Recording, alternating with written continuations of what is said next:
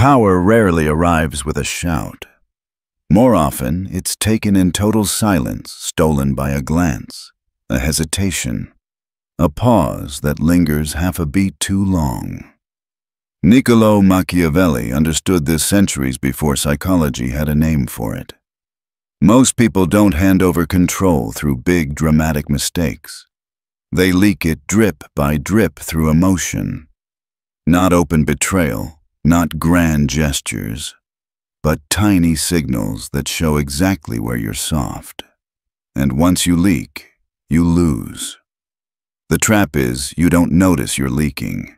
The emotions that expose you aren't the obvious ones. It's not joy, not rage, not full-blown fear. It's the smaller currents.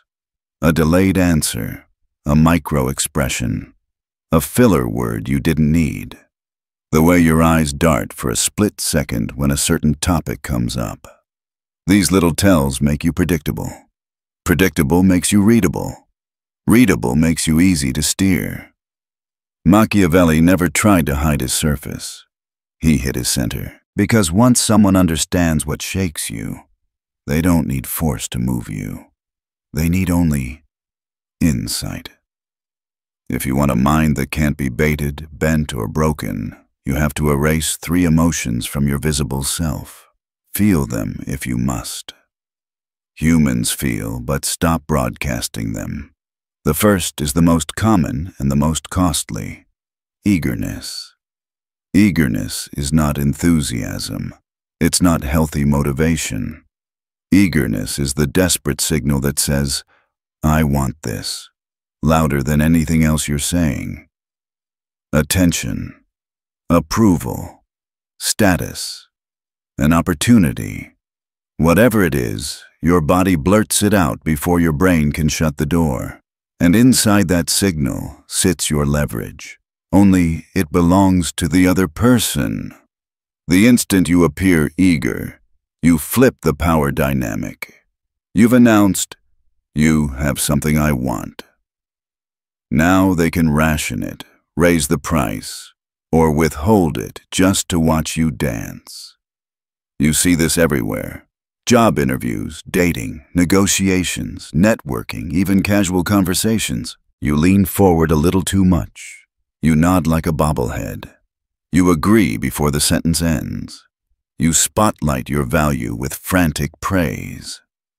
You answer instantly, as if time itself will punish you for waiting. You think you're proving you deserve to be chosen. In reality, you're proving you don't. Machiavelli would have said it plainly. The one who chases stands beneath the one who withholds. Eagerness makes you readable. Readability kills mystery, and mystery is half of power. Walk into a room with eagerness in your eyes, and people will devalue you. Not because they're cruel, not even consciously, because your need builds their confidence. Flip it around. Your calm detachment builds their uncertainty. And inside that uncertainty, control begins. So how do you neutralize eagerness? Slow everything down, not your thinking, your expression of it. Talk after a beat, not before.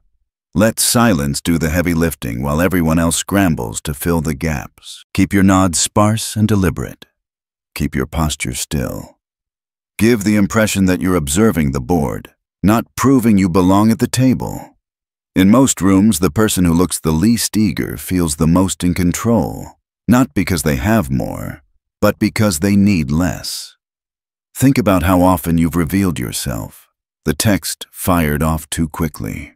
The double message when you didn't get a reply. The compliment that reads more like a plea. Showing up way too early. Saying yes so fast you skip the thought. That's not confidence. That's exposure. Machiavelli would warn you. Reveal nothing unless revealing it creates advantage. Let's get practical. If you're going for a role, don't gush about how it's your dream. Frame your value, set boundaries, ask clear questions, and then stop talking. If you're in a negotiation, don't rush to fill silence with concessions. Name your number, explain your reasons once, and sit in the quiet. If you're dating, trade scarcity with standards. Fewer words, consistent presence, slower escalation, and absolutely no chasing. If someone is truly interested, they'll approach. If they're not, you just saved your energy for someone who is. Either way, your center doesn't wobble. There's a physical component too. Eagerness lives in the body. It shows up in fidgeting hands, jittery laughter, rapid blinking, leaning forward from the waist instead of the hips, talking too fast because you're trying to outrun rejection. Fix your breath first, deep, steady, lower belly. Set your shoulders and let your chin level out. Count a quiet 1, 2 before you respond. Commanders aren't fast, they're final. And here's the mind trick. Detachment doesn't mean apathy. It means self-possession. You can want the thing, you just can't advertise the wanting. The internal monologue shifts from, please pick me, to, let's see if this actually fits me. Qualification flows both ways. Remember, the person who evaluates holds the frame. Another place eagerness exposes you is social proof. You laugh too hard at an unfunny joke. You over-explain to earn belonging. You jump to agree to avoid friction. People register this as hunger, and hunger is leverage for them. Try this instead. When something lands, give one calm nod. When it doesn't, let the moment pass. Don't perform your reactions for applause you don't need. If you're worried slowing down will make you seem cold, good. Cold isn't cruel, it's clear. Clarity feels like leadership.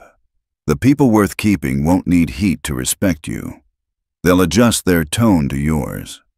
That adjustment is your first signal that your frame is holding. A word on speed. Rapid responses feel like eagerness because they telegraph that your time is freely available. So create rhythm. In texts, reply thoughtfully, not instantly. In meetings, speak late, not first, unless you're setting direction. In conflict, allow silence to do the sorting. Most attacks burn out if you don't feed them oxygen. You don't need to win every exchange. You need to keep the frame.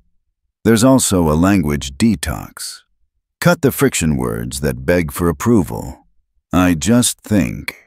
If that's okay. Sorry, quick question. Hate to bother you, but replace them with clean lines. Here's my take. 2 clarifying questions. Timeline? That won't work. Here's what will. Calm tone, few syllables, finished thoughts. The goal isn't to sound tough. The goal is to stop bleeding need. If you feel eagerness rising, don't fight the feeling, redirect it. Put it into preparation, practice, and patience. Make a rule. No decision or major reply within the first 60 seconds of excitement. Write the message you want to send. Save it, and read it later as if you're the other person. Does it smell like need? If yes, strip the plea, leave the point, and send the version that stands on its own. One more thing. Eagerness often masquerades as being real. It isn't. It's self-disclosure used as currency. Realness is living your standards quietly, not oversharing as a bid for connection. You don't owe the room your pulse. You owe the room your presence. Those are different. When you master this first removal, you notice something strange. People start treating your time with more respect. They phrase requests more carefully. They don't interrupt as much. They wait a beat to see how you'll react.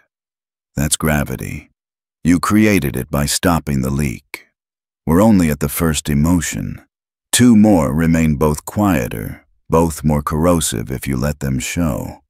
The next one looks like honesty, but hides like a trap. The split emotion that admires and resents at the same time. Before we go there, lock this in. Want what you want, but don't signal hunger. The less you need from the room, the more the room needs from you. That's not posturing. That's physics. The second emotion Machiavelli would have despised is far more subtle and far more dangerous.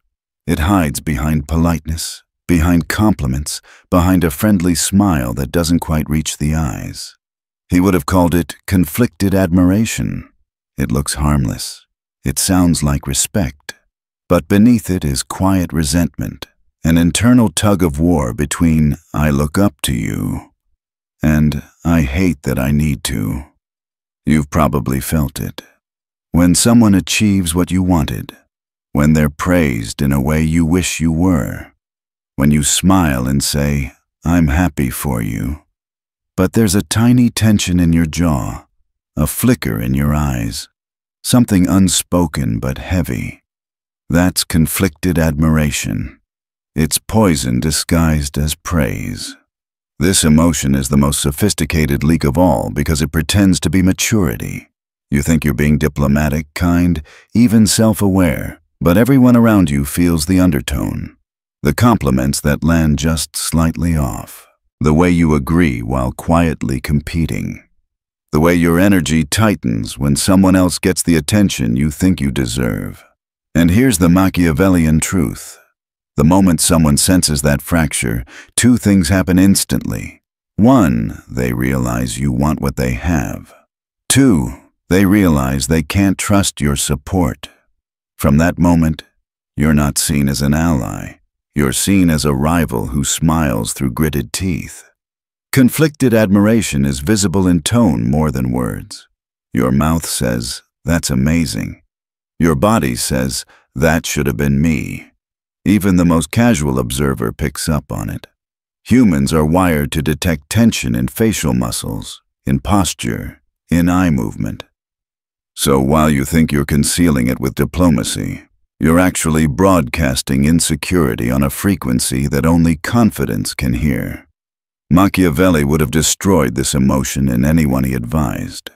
He understood that to admire what you secretly envy is to announce your submission to it. You've already crowned the other person. You've already put yourself below them. Yet by resenting their position, you're also revealing your internal war. And a person at war with themselves can't control anyone else. True power, he'd say, demands clarity. You either admire fully or not at all. Never both. If you choose admiration, do it silently. Study, learn, absorb. Don't flatter, don't fawn. And for the love of subtlety, don't compare. Learn privately. Praise publicly only when it serves both of you, never when it costs your self-respect. And if you choose not to admire, if you refuse to idolize someone, then detach completely. Don't linger in the middle. Don't pretend. Don't hover near the spotlight hoping to share a reflection. That emotional limbo is deadly because it makes you transparent. Everyone can see the strain in your smile, the crack in your composure. They see your battle. And once they see your battle, they know where to strike. So how do you kill conflicted admiration? You start by studying your comparisons. Ask yourself, who makes you feel small, even when they haven't done anything to you? Who do you compliment but secretly wish would stumble? Whose success makes you tighten your chest while you clap? That's your shadow pointing at your weakness. It's not shameful, it's human. But it's visible, and visibility is vulnerability. Comparison is an emotional mirror that Machiavelli would have shattered early. Because in every comparison lies a confession. You've given someone else the power to define your worth, and if they define it, they can destroy it. So, here's what you do. The moment admiration mixes with envy, you stop looking outward. You analyze inward. Ask not, why them? But, what about me feels lacking? The answer is never their achievement, it's your attachment. Maybe it's validation, maybe status, maybe a wound from being overlooked. Whatever it is, it's a leak. Plug it. Detach your emotion from their existence. Study their method. not their meaning. Learn their craft, not their charm. Admire precision, not personality. Because the moment you admire people instead of principles, you'll always feel inferior. And there's another trap here. Conflicted admiration doesn't just apply upward to people above you. It seeps sideways too.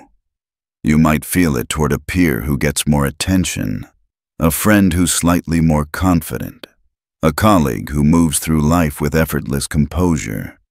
You smile at them, support them, but deep down, part of you is comparing every detail, how they speak, how others respond, how the world seems to open for them. And because comparison is the thief of authenticity, it also becomes the leak that drains your power. You can't project confidence while carrying hidden competition. The frequencies cancel each other out. So instead, practice this. Whenever admiration crosses into envy, shift your gaze back to the process. Replace, "Why do they have that?" with, "What can I learn from that?" Replace jealousy with curiosity. Replace bitterness with observation. But don't overdo it. You don't have to worship anyone to learn from them. Study silently. Respect skill. Keep your eyes calm, your energy steady. Let people feel you're watching with intent, not with hunger. That quiet focus unnerves them. It tells them you're absorbing, not reacting. And remember this rule: never compliment from comparison. Don't say, "You're so good at that. I could never." Don't joke at your own expense to make praise seem harmless. Compliments framed through self-diminishment are just leaks dressed as humility. Praise cleanly or not at all. If you truly respect someone, your admiration doesn't need to announce itself. It shows in your discipline, not your dialogue. It shows in how well you refine yourself after studying them, not in how eagerly you declare your loyalty. This is the Machiavellian edge. Admire in silence, compete in shadows, emerge in excellence. And when you feel resentment rise again, remember, resentment is recognition in disguise. You only envy what mirrors your potential. Use that as proof you're capable, not cursed. Now imagine a person who's erased both eagerness and conflicted admiration. They walk into a room and you can't tell if they're impressed or indifferent.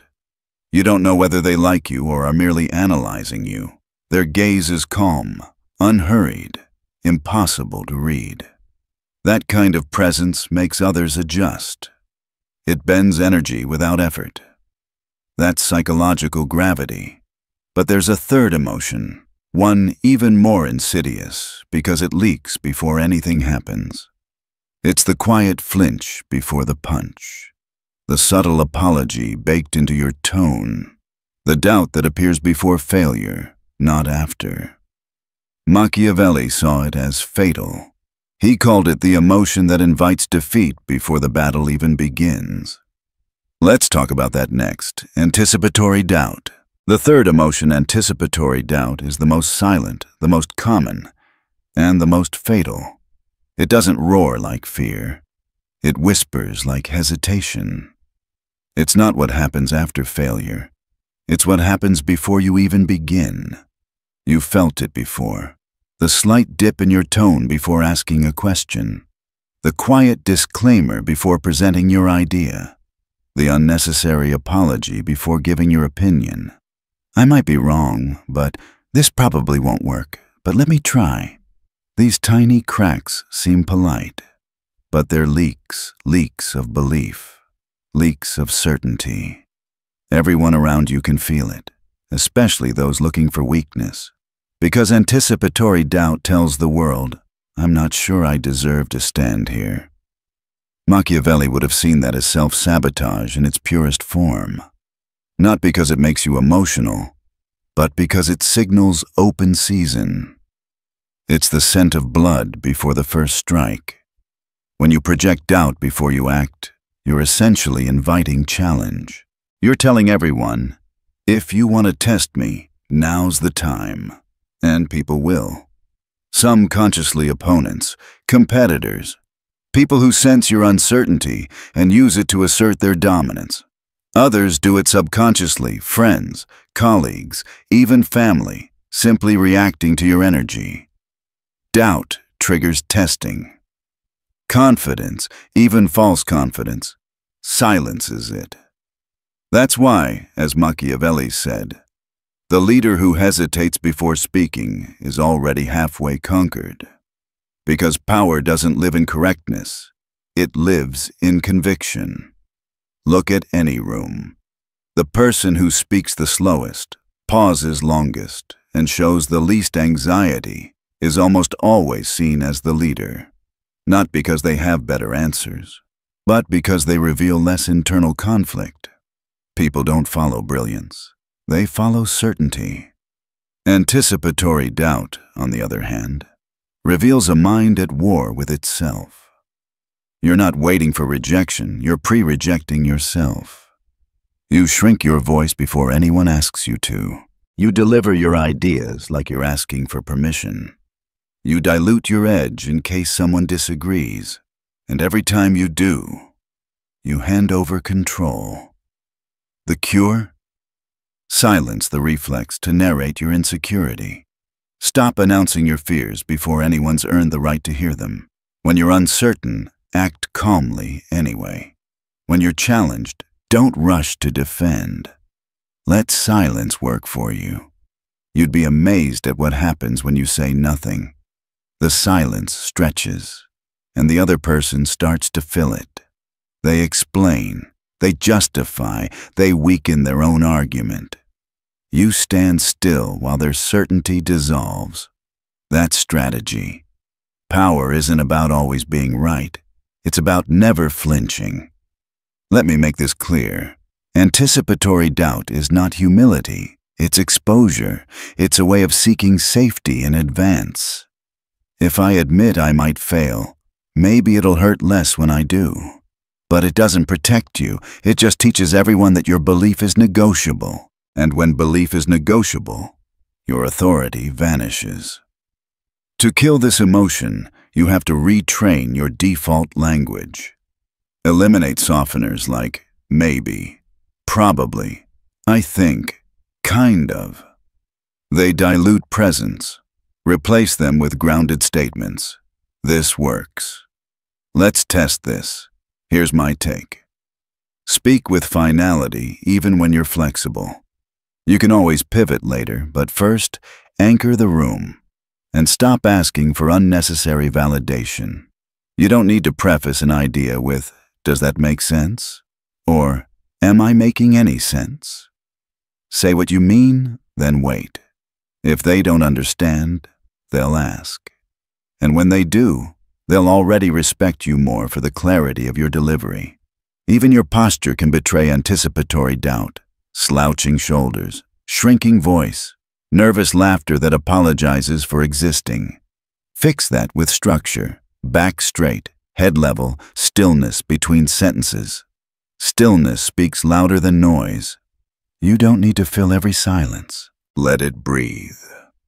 Machiavelli knew the pause was the weapon of rulers, because silence forces others into awareness, and awareness feels like pressure.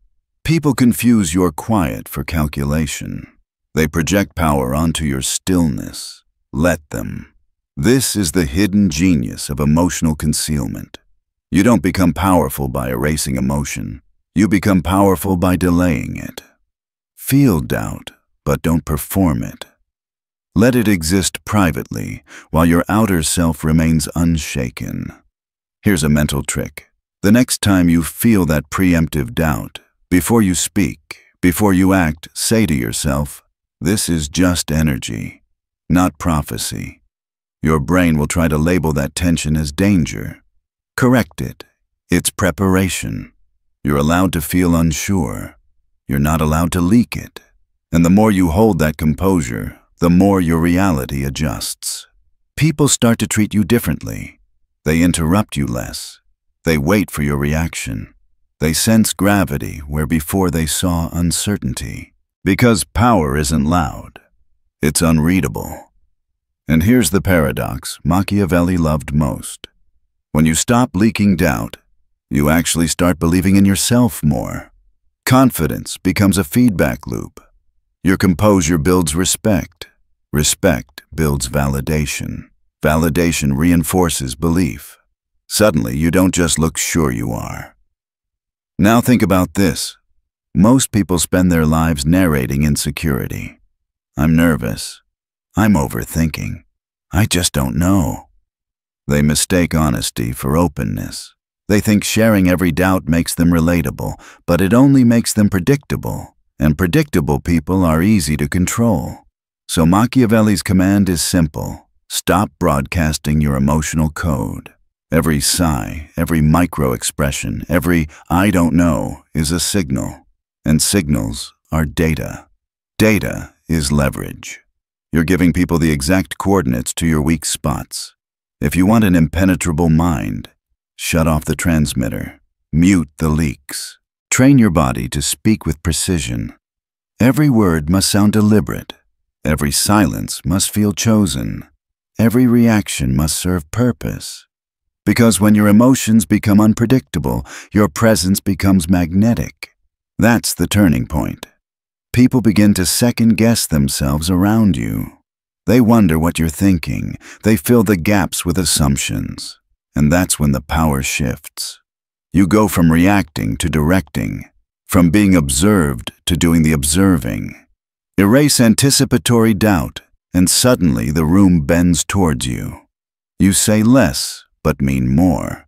You move slower, but seem stronger. And the less people can predict you, the more they respect you.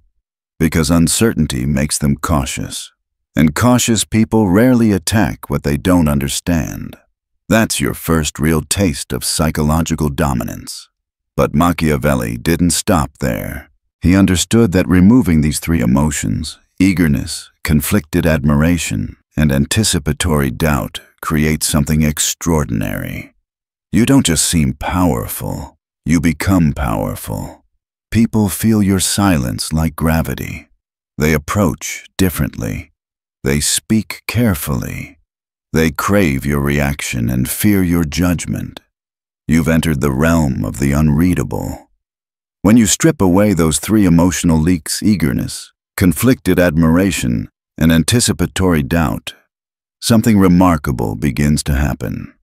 The world starts reacting to you differently, not because you've become louder, but because you've become unreadable.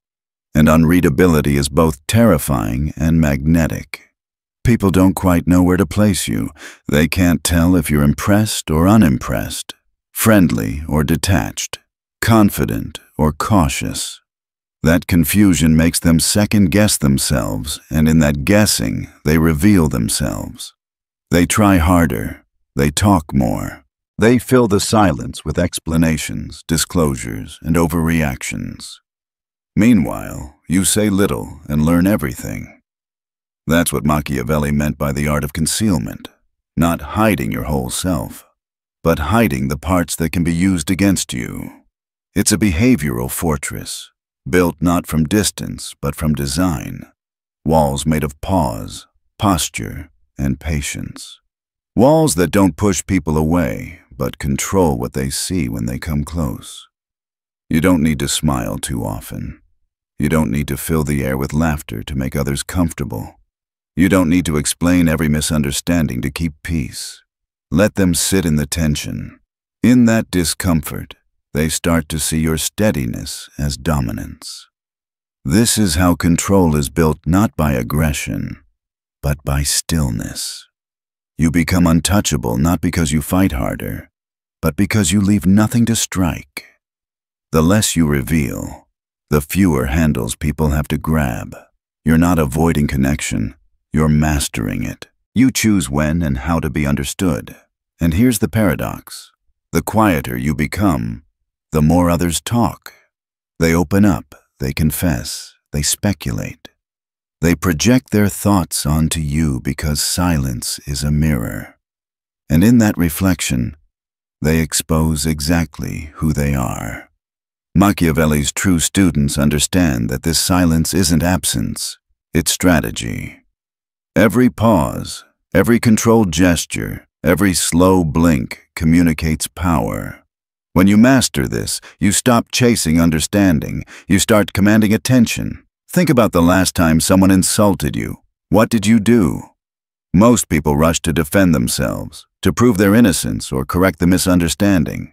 But the powerful man or woman doesn't rush. They hold the silence. Let the accusers swim in their own noise. Let them feel the weight of their words bouncing against your calm. That's when the dynamic reverses.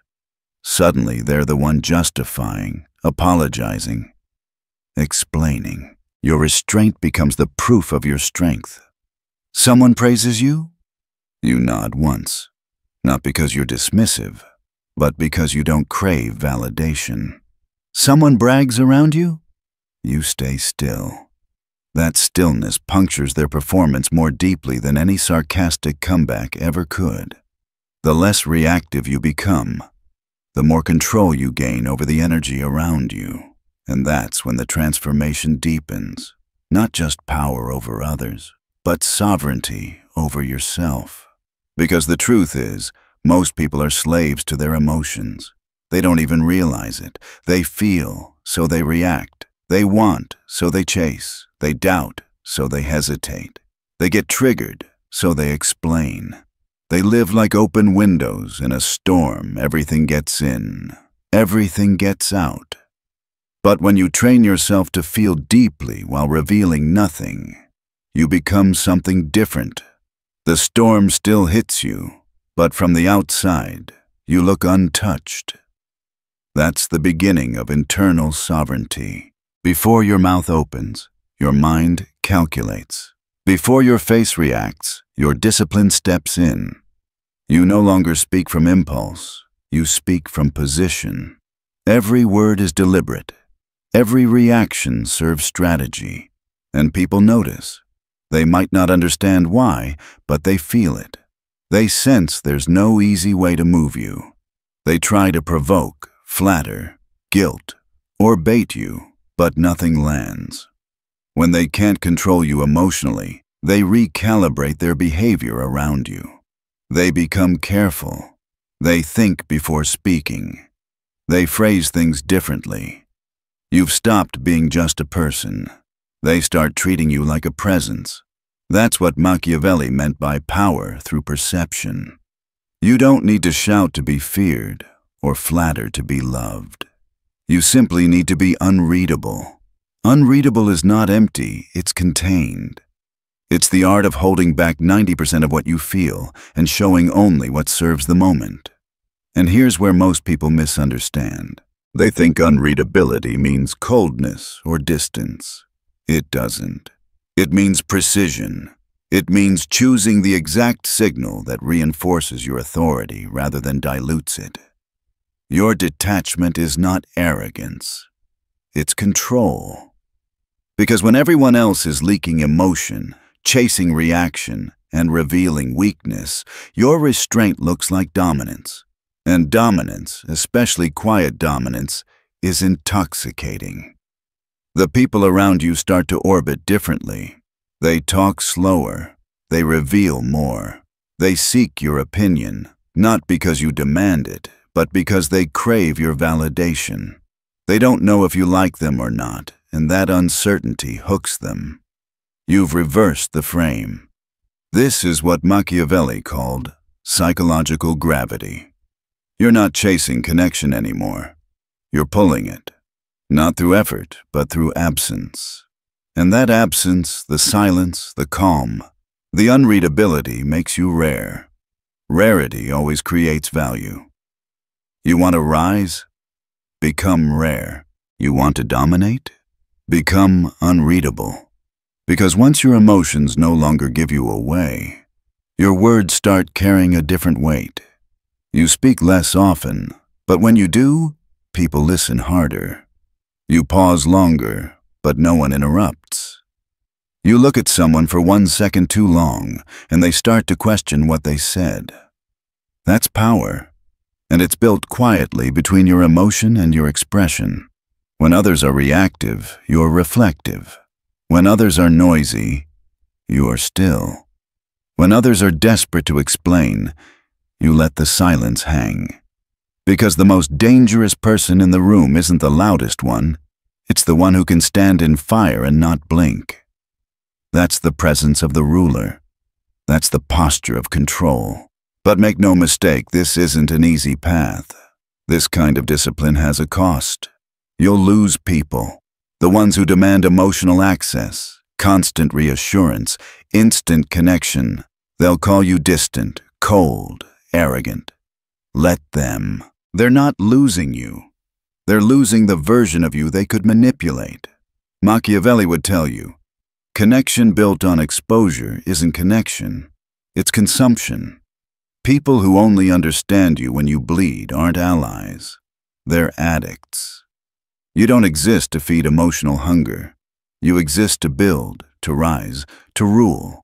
And building takes energy. It takes silence. It takes precision. So you'll start moving differently. You'll build without explaining. You'll ascend without performing. You'll cut emotional signals not to become empty, but to become exact. And soon, those who once demanded your openness will either evolve or disappear. The weak will fall away. The wise will adapt.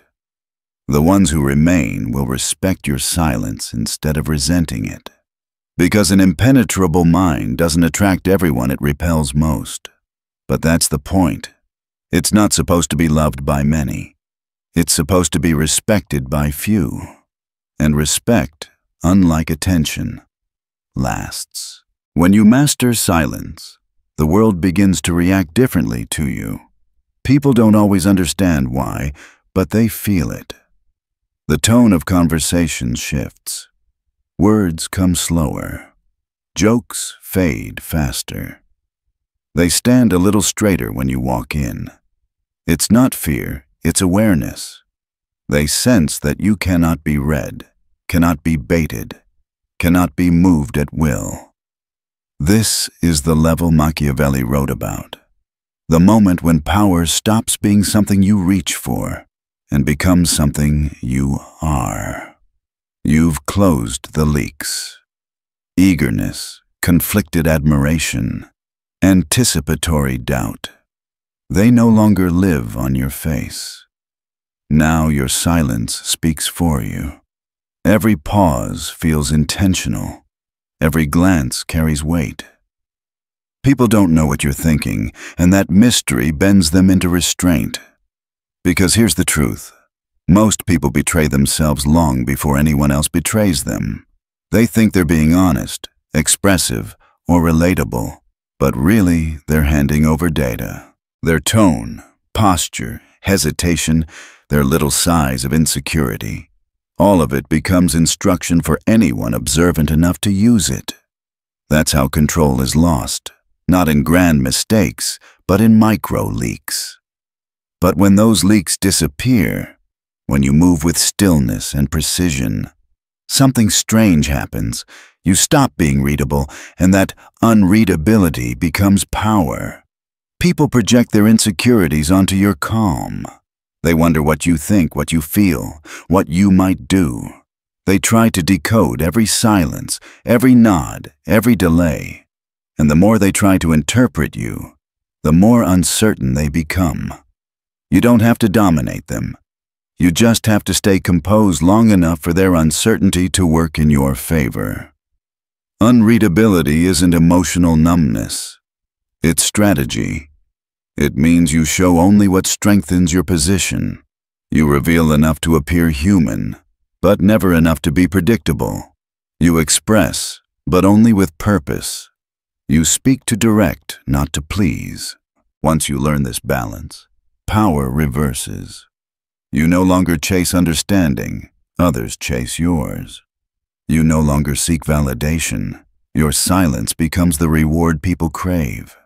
You don't demand respect, you command it through scarcity. Every word becomes precious because it's rare. Every reaction feels significant because it's measured. That's why the calm person always wins in chaos. When others panic, you remain still. When they speak too much, you speak only once. The longer they try to read you, the more they reveal themselves. Your stillness becomes a mirror, reflecting everyone's emotional instability back at them. But this mastery comes with a price. The emotionally dependent will fall away. The ones who demand instant access to your thoughts will call you distant, cold, or arrogant. Let them. They're not losing your warmth. They're losing their control over it. When you stop performing emotion for validation, you stop feeding the emotional economy most people depend on. They'll resist it at first, but that's how you know you're doing it right. People who can no longer predict you will start to fear misunderstanding you, and that hesitation becomes your advantage. Over time, your environment begins to reorganize itself. You'll attract a different kind of person, those who value restraint, composure, and clarity. People who don't need constant reassurance, who move with intention. They'll respect you because they understand your silence. Those who crave chaos will drift away, leaving behind a circle of quiet strength. And then, something deeper sets in. You stop craving reaction entirely. Praise, criticism, attention, they lose their pull. Because the less you need to be seen, the more control you have. Machiavelli would call this internal sovereignty. A mind that belongs only to itself. From this point forward, your power becomes effortless. You don't force respect. It happens. You don't need to argue. Your tone ends discussions. You don't have to prove value. Your presence implies it. People start thinking twice before speaking to you. They rehearse their words, fearing they'll expose too much or impress too little. That's the ultimate leverage, not through intimidation, but through composure. The calmer you are, the more people project significance onto your every move. But remember, this state isn't about arrogance. It's about precision. You're not detached because you don't care. You're detached because you choose when to care. That's what makes you formidable. Machiavelli understood that rulers don't fall because they're weak. They fall because they become predictable. Once others can read your emotions, they can plan your downfall. But if your mind is sealed, if your emotions are disciplined, if your silences are deliberate, then no one can calculate you. And what can't be calculated can't be controlled. That's the final stage of power. You've gone beyond reaction, beyond validation, beyond performance. You've become the still point that others revolve around. The quiet center that forces people into awareness. You don't need to demand respect. It forms naturally in your presence. This is where the Machiavellian ideal reaches completion. Power isn't about domination. It's about unreadability, about revealing nothing that weakens you and controlling everything you choose to show. Because when people can't predict you, they can't manipulate you. And when they can't manipulate you, they must respect you. That's when you stop being part of the game and become the board itself. The rarest form of ruler is the one who commands everything by revealing nothing.